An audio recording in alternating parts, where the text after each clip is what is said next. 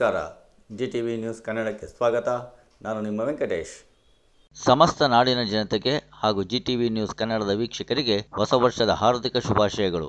ಮಾಗಡಿ ಪಟ್ಟಣದ ಹೊಸಪೇಟೆ ರಸ್ತೆಯ motor winding ಮಣಿರವರ ನೇತೃತ್ವದಲ್ಲಿ ಹಾಗೂ BBMPಯ ಮಾಜಿ ವಿರೋಧ ಪಕ್ಷದ ನಾಯಕ ಬಸವರಾಜರವರ ಮಾರ್ಗದರ್ಶನದಲ್ಲಿ ರಸ್ತೆ ಬದಿಯ ನಿರಾಶ್ರಿತ ಅಲೆಮಾರಿಗಳಿಗೆ ಧನುರ್ಮಾಸದ ಕೊರವ ಚಳಿ ತಡೆಯಲು ಕಂಬಳಿ ಹಾಗೂ ಆಹಾರ ಪೊಟ್ಟಣವನ್ನು ವಿತರಿಸಲಾಯಿತು. ಈ ಸಂದರ್ಭದಲ್ಲಿ ಬಿಜೆಪಿಯ ತಾಲೂಕು ಅಧ್ಯಕ್ಷ BM ಧನಂಜಯ, MR ರಾಘವೇಂದ್ರ, ಸಂತೋಷ್, ಅಂಬರೀಶ್ ಹಾಗೂ ಇನ್ನೂ ಅನೇಕರು ಭಾಗವಹಿಸಿದ್ದರು.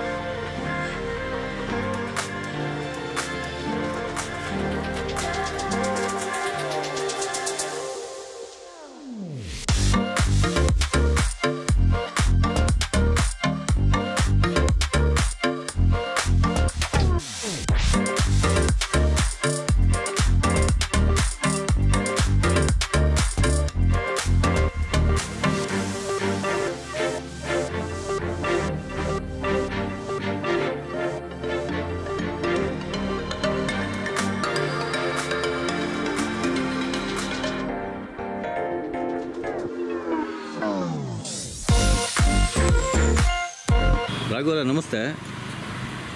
ಪ್ರತಿ ವರ್ಷ ಹೆಚ್ಚು ಕಡಿಮೆ ಇದು 3ನೇ ವರ್ಷದ್ದು ನಮ್ಮ ಮಣಿಯವರ ಸಾರಥ್ಯದಲ್ಲಿ ಬಸವರಾಜ್ ಅವರ ಸಹಕಾರದಲ್ಲಿ ನಿರಾಶ್ರಿತ ಅಲೆಮಾರಿಗಳಿಗೆ ಮಣಿಯವರ ಕಡೆಯಿಂದ ಪ್ರತಿ ವರ್ಷದಂತೆ ಈ ವರ್ಷವೂ ಕೂಡ ಬೆಡ್ಶೀಟ್ಗಳನ್ನು ಕೊಡ್ತಾ ಇದ್ದೀರಾ. ಅದ್ರ ಬಗ್ಗೆ ತಮ್ಮ ಅನಿಸಿಕೆ ಏನಿದೆ?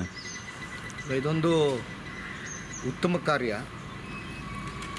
ಏನು ಇದ್ರ ಕಾನ್ಸೆಪ್ಟು ಮೊದಲನೇ ವರ್ಷ ನಾವು ಇಟ್ಕೊಂಡಿದ್ದು ಸೇವೆ ಎಂಬ ಯಜ್ಞದಲ್ಲಿ ಸಮಿದೆಯಂತೆ ಉರಿಯುವ ಅನ್ನೋವಂಥ ಒಂದು ಕಾನ್ಸೆಪ್ಟ್ ಇಟ್ಕೊಂಡು ಒಬ್ಬ ಮಧ್ಯಮ ವರ್ಗದ ಜನನೂ ಕೂಡ ಈ ಒಂದು ಸಮಾಜದ ಇಂಥ ದೀನರ ಸೇವೆಯಲ್ಲಿ ಪಾಲ್ಗೊಳ್ಬೋದು ಅನ್ನೋದಕ್ಕೆ ಇದೊಂದು ಸಾಕ್ಷಿ.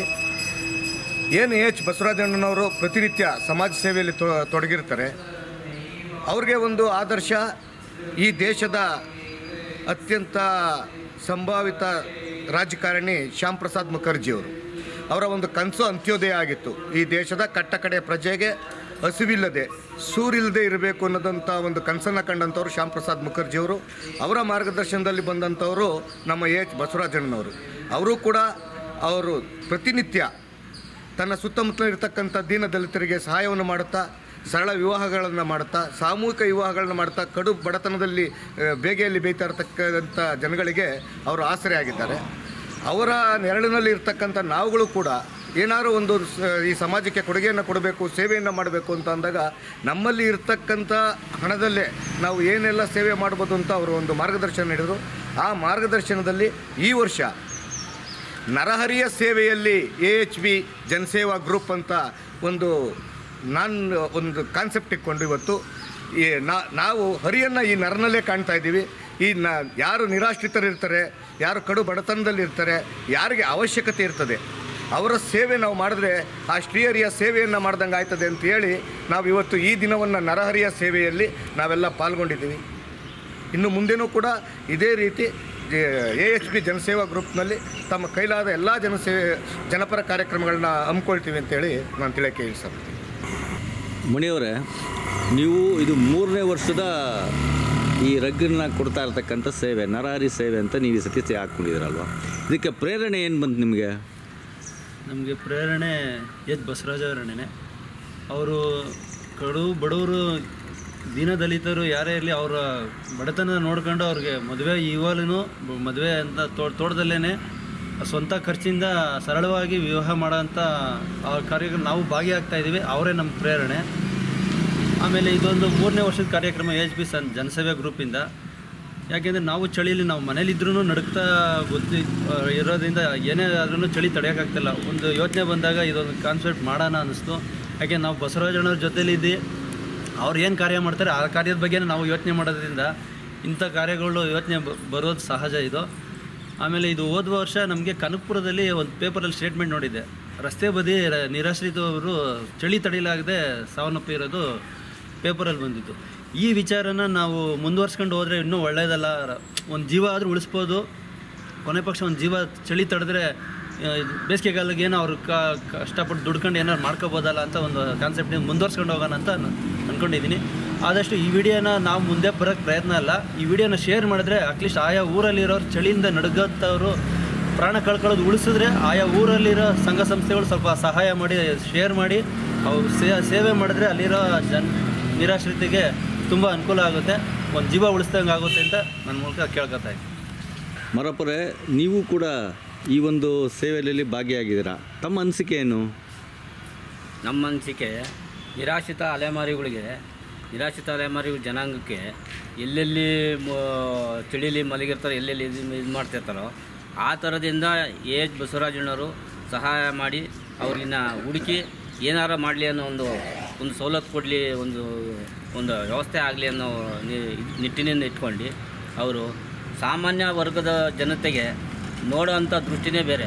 ಅಷ್ಟು ಅಚ್ಚುಕಟ್ಟಾಗಿ ಸಾಮಾನ್ಯ ಜನನ ನೋಡ್ತಾರೆ ಅವರು. ಇದರಿಂದ ಸಾಲದಕ್ಕೆ ಸರಳ ವಿವಾಹ, ಯಾರು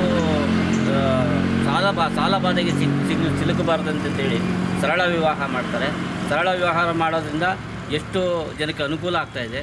ಅನುಕೂಲ ಆಗೋದ್ರಿಂದ ಈ ಅನುಕೂಲ ಎಲ್ಲರಿಗೂ ತಲುಪಲಿ ಅಂತೇಳಿ ಕೇಳ್ಕೊತೀನಿ. ಆಮೇಲೆ ಸಾಲದಕ್ಕೆ ಭಗವಂತ ಅವರಿಗೆ ಇನ್ನೂ ಆಯುಸ್ಸು ಆರೋಗ್ಯ ಎಲ್ಲ ಕೊಟ್ಟು ಇನ್ನೂ ಚೆನ್ನಾಗಿ ಕಾಪಾಡ್ಕೊಂಬರಲಿ.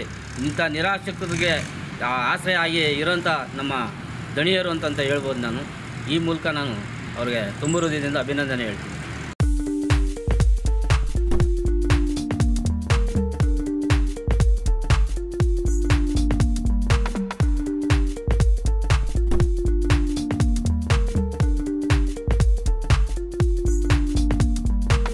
ಇದು ಇವತ್ತಿನ ಮಾಗಡಿಯ ಸುದ್ದಿ ಸಮಾಚಾರ. ನಿರಂತರ ಸುದ್ದಿ ಸಮಾಚಾರಕ್ಕೆ ವೀಕ್ಷಿಸಿ ನಿಮ್ಮ GTV ನ್ಯೂಸ್ ಕನ್ನಡವನ್ನು. ವಂದನೆಗಳು.